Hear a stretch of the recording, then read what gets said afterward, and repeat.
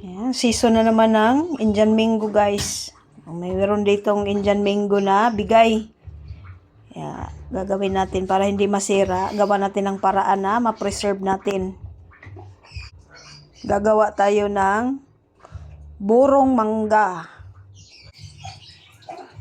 Kaya, nahugasan na natin yung ating mga mangga. Slice na natin yan.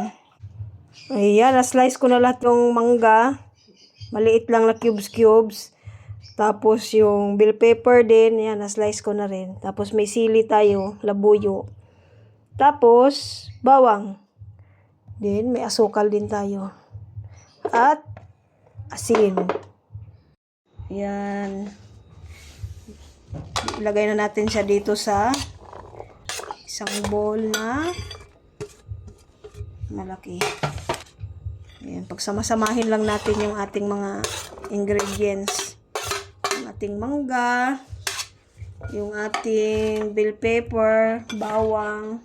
Tapos maglagay tayo ng asin. Tapos asukal. Tapos halo-haloin lang natin.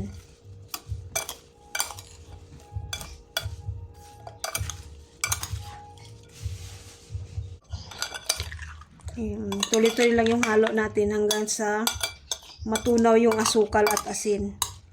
Ayan, nagkakatas na, guys, oh.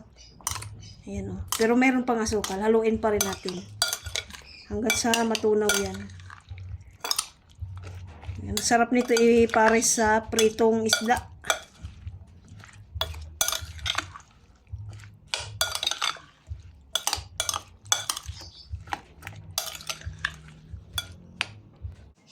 Ayan, tunaw na siya, guys. Tunaw na yung asukal at asin. Ayan, wala na siyang buo-buo. Wala akong ibang nilagay kung hindi asin at asukal lang. Ayan, ang dami na niyang katas, oh.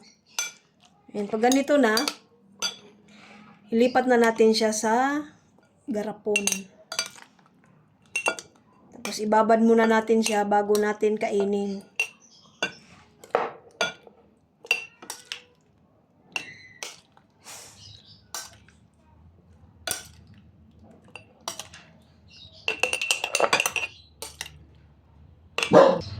Maingay.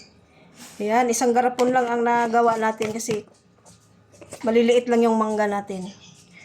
Mga 8 piraso lang yata yun pero maliliit siya na mangga. Ayan, i-ref muna natin to para siguradong hindi masira.